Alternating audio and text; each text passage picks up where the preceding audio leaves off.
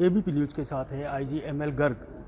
अभी इन्होंने ज्वाइन किया है। उसी के साथ ही जिस तरह से 15 अगस्त आ रहा है, 15 अगस्त को लेकर किस तरह की तैयारियां चल रही है, इनसे बात करेंगे। सर, 15 अगस्त को लेकर किस तरह की तैयारियां चल रही है? 15 अगस्त को लेकर के बीएसएफ ने एडिशनल रिसोर्सेज को डिप्लॉय किया है बॉर्डर के ऊपर। वैसे तो बीएसएफ पूरे 365 दिन 24 घंटे अलर्ट मोड में ही रहती है। हमारे पास अलर्ट और ना अलर्ट का कोई खाना नहीं है, लेकिन चूँकि 15 अगस्त हमारा राष्ट्रीय पर्व है, तो इस मौके पे कोई किस तरह की गड़बड़ ना हो पाए, इसके लिए हम एडिशनल रिसोर्सेज को डिप्लॉय किया है। बाकी एजेंसीज़ के साथ कोऑर्डिनेशन किया है।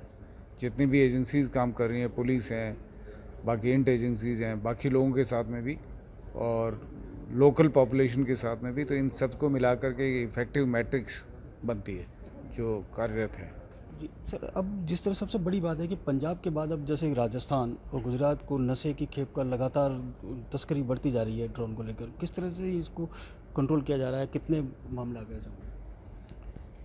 ड्रोन को लेकर के राजस्थान फ्रंटियर ही नहीं बल्कि पूरी बीएसएफ बहुत अलर्ट है। ड्रोन का इस्तेमाल कहाँ कहाँ पे हो रहा है इसके बारे में हमें पूरी तरह से सजग है और हम ना सिर्फ एंटी ड्रोन टेक्नोलॉजीज़ का इस्तेमाल कर रहे हैं, बाकी भी जो टेक्नोलॉजी लेटेस्ट होती है उसका भी इस्तेमाल कर रहे हैं।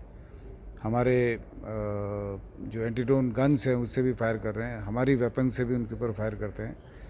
हमें अंदाज़ा होता है कि अगर ये आएगा तो कहाँ पे जाएगा, तो उसके ऊपर हम सब लोगों के साथ मिलकर काम कर रहे हैं। और इतना अलार्मिंग नहीं है यहाँ पे, लेकिन हाँ एक नई प्रॉब्लम है, इसको हम डील कर रहे हैं और बहुत इफेक्टिवली कर रहे हैं। सर, अब एक नई सोच के साथ सरकार काम कर रही है। जैसे कि बॉर्डर के पास के पहला गांव कहा जा रहा है, पहले अंतिम छोर का गांव कहा जा रहा है, इसको डेवलपमेंट के लिए किस तरह काम किया जा रहा है? ये भारत सरकार का जो ये सोच है, नया सोच है बिल्कुल, और अच्छा सोच है कि अभी हमारा जिसको हम आखिरी गांव कहते थे उसको प्रथम गांव कहते हैं, और वाकई वो प्रथम गांव ही है। और पहले के कॉन्सेप्ट में बॉर्डर एरिया का डेवलपमेंट इतना अहम नहीं था। अब सरकार ने इसको प्रायोरिटी के रूप में लेकर के बॉर्डर एरिया का डेवलपमेंट कर रही है, जिससे कि उनके गाँव में कनेक्टिविटी बेहतर हो रही है, रोड बन रहे हैं, मोबाइल कनेक्टिविटी हो रही है, एम्प्लॉयमेंट जनरेट हो रहा है, बॉर्डर टूरिज्म के जरिए उनको एम्प्लॉयमेंट मिल रहा है।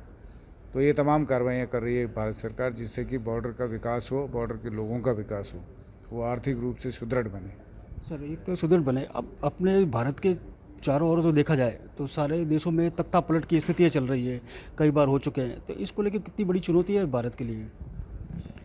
देखिए, एक स्टेबल पड़ोसी होना हमेशा अच्छी बात है। अगर आपका पड़ोसी अच्छा है, मजबूत है, तो वो हमेशा अच्छा है। अगर वहाँ पे भी अनस्टेबिलिटी है तो वो निश्चित रूप से हमारे को भी असर डालती है। उसके कई सारे स्पिल ओवर्स है, कई सारे रेपरकशंस होते हैं।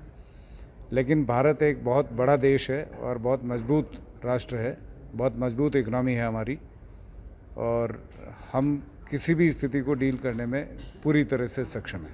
सर, अभी अब तस्करी का बताया, ड्रोन से किया जा रहा है, घुसपैठ तो नहीं बढ़ रही सर इस बॉर्डर से? राजस्थान बॉर्डर से घुसपैठ की घटनाएं नहीं हो रही है, बहुत कम है। जो मतलब बढ़ने का तो नहीं है, कुछ एक जो छोटी मोटी छुटपुट घटनाएं होती है वही है, उसके अलावा नहीं है। एबीपी न्यूज़ से बातचीत करने के लिए धन्यवाद। जोधपुर से Karanpuri. For exclusive and insightful videos, subscribe to our new channel ABP Live Premium.